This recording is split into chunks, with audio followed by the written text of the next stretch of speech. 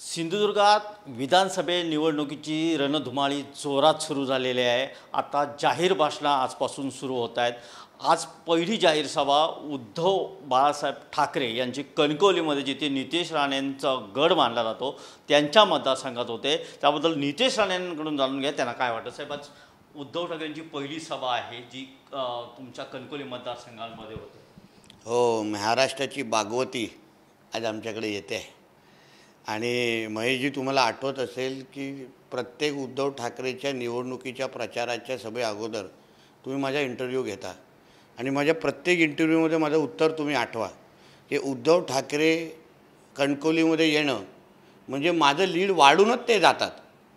कारण का जी भाषणं ते इथे येऊन करतात, जी भाषा इथे येऊन वापरतात, 2.5 वर्ष मुख्यमंत्री राहिल्यानंतर पण माझ्या कणकवली देवगड वैभववाडीसाठी किंवा कोकणासाठी किंवा सिंधुदुर्गासाठी ज्या माणसांनी एक दमडीही दिली नाही, कुठलाही विकास केला नाही, तो जेव्हा फक्त राजकारण करण्यासाठीच सिंधुदुर्गामध्ये पाऊल ठेवतो, कणकवलीमध्ये येऊन आम्हाला शिव्याशाप करून जातो, तर माझे मतदारच त्याला नेहमी उत्तर देत आलेले आहेत। आता बघा, लोकसभेमध्ये अशाच पद्धतीची घाणेरडी भाषणं केली, प्रचारसभेला आले, मला घाणेरडं काहीतरी बोलून गेले, माझी लीड 29 वरून 42 वर गेली।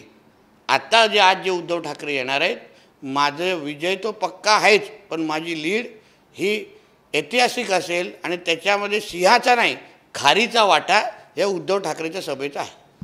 साहेब, उद्धव ठाकरे आता पण 2 दिवस पाहतो जिथे जिथे जात आहे तिथे त्यांच्या बॅगा तपासण्याचा प्रकार जो आहे, म्हणजे सिलसिला म्हटलं तरी वावगं ठरणार नाही, आहे सुरू आहे, हे जाणीवपूर्वक होते असं त्यांचं म्हणणं आहे। म्हणून तर तुम्ही महाराष्ट्राची भागवती म्हटलोय ना। ह्या भागवतीला मुळामध्ये एक लक्षात घ्या, तुम्ही निवडणूक आयोगाच्या अधिकाऱ्यांचे पण थोडे विचार समजून घ्या।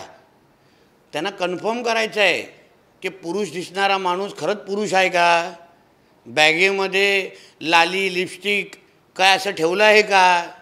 कारण की लांबून तो पुरुष दिसतो पण हालचाली काहीतरी वेगळ्याच आहेत, .. हां।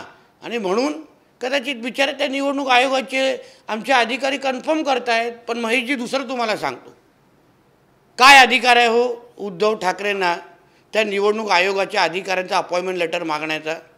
कुठल्या नियमामध्ये लिहिलेलं आहे? निवडणूक आचारसंहितेमध्ये सगळेचे सगळे अधिकार हे निवडणूक अधिकाऱ्यांकडे असतात। ते आमचे कपडे तपासू शकतात, आमच्या बॅगा तपासू शकतात, आमचे कार्यालय तपासू शकतात। कारण का देशातल्या आमच्या निवडणुका हे पारदर्शक होतात हे दाखवण्याची, करून घेण्याची सगळी जबाबदारी ह्या निवडणूक आयोगाच्या अधिकाऱ्यांची असते।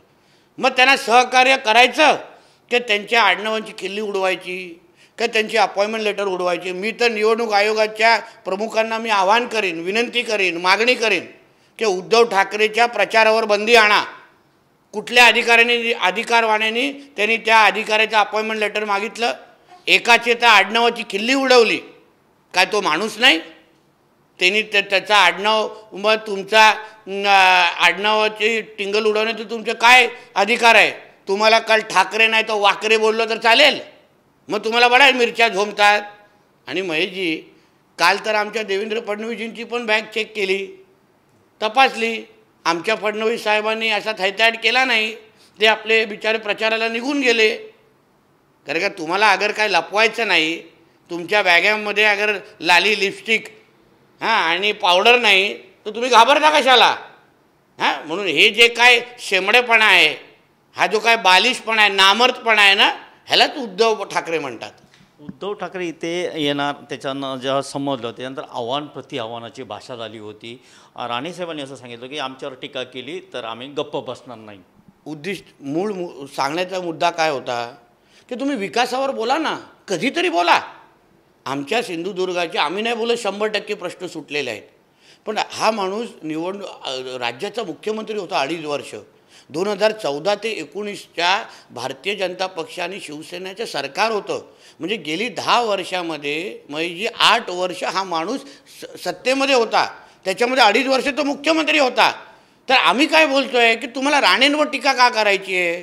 राणेंवर शेलक्या घाणेरड्या शिवीगाळ का करायची आहे? तुम्ही का सांगत नाही की बाबा ही 10 कामं मी मुख्यमंत्री असताना सिंधुदुर्गासाठी केलेली आहेत, या 10 मुलांना नोकऱ्या मी माझ्या कार्यकाळामध्ये सिंधुदुर्गासाठी दिलेल्या आहेत. माझ्या सिंधुदुर्गाच्या नागरिकांचं दरडोई उत्पन्न वाढवण्यासाठी मी मुख्यमंत्री म्हणून हे 10 निर्णय घेतलेले आहेत. हे लोकांना ऐकायचं आहे.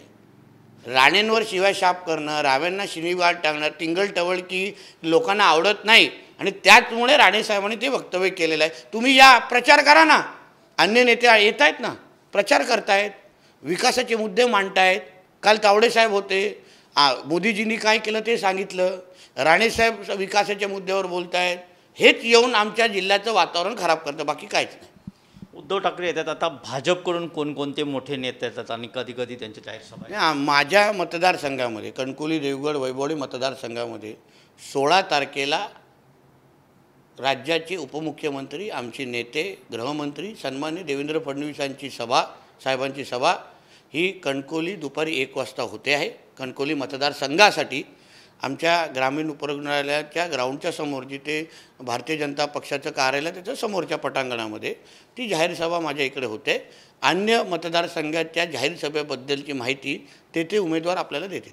शेवटचा प्रश्न, आपण जरी कणकवली विधानसभेचे आमदार असलात तरी आपण राज्याचं नेतृत्व करतात. सिंधुदुर्ग जिल्ह्यात 3 विधानसभांच्या निवडणुका होत आहेत. या तिन्ही निवडणुकांमध्ये कशी लढत असेल, कसे परिणाम असतील? तुम्ही लोकसभा 6 महिन्यामध्ये अगोदर झालेल्या लोकसभेच्या निवडणुकीचा मतदानाचा पॅटर्न बघा. 6 महिन्यामध्ये असं काय मोठं घडलं आहे का? मोठं काय असं नकारात्मक आमच्या सरकारने केलेलं आहे का? 6 महिन्यामध्ये 6 महिन्या अगोदर ज्या अर्थी इकडच्या जनतेने त्या मतदारसंघाच्या त्या उमेदवाराला नजरेसमोर ठेवून, दीपक केसरकरजींनी सावंतवाडी मतदारसंघ इकडे प्रचार करून मतदान मागितलं आणि राणेसाहेबांना लीड दिली. निलेशजींनी त्या कुडाळ मालवणमध्ये प्रचार केला आणि राणेसाहेबांना लीड दिली आणि मी माझ्या इकडे लीड दिली.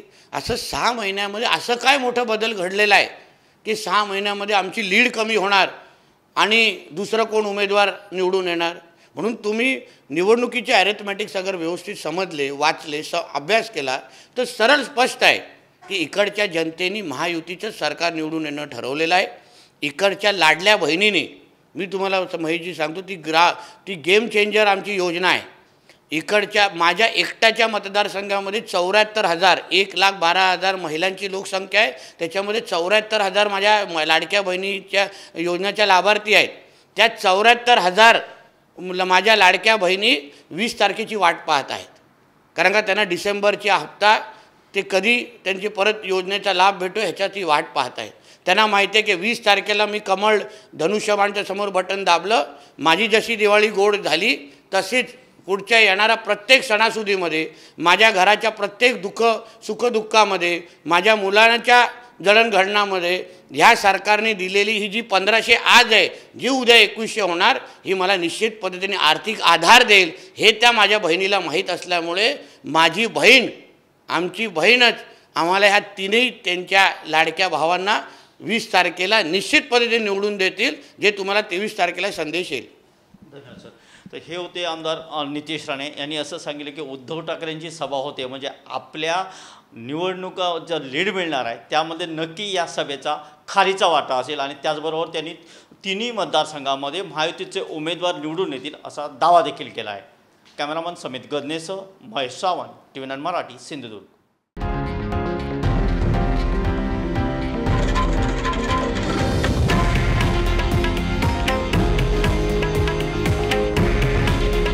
हे आहे देशातील नंबर 1 न्यूज नेटवर्क आणि आपण पाहत आहात TV9 मराठी. काळजी तुमची, हित महाराष्ट्राचं.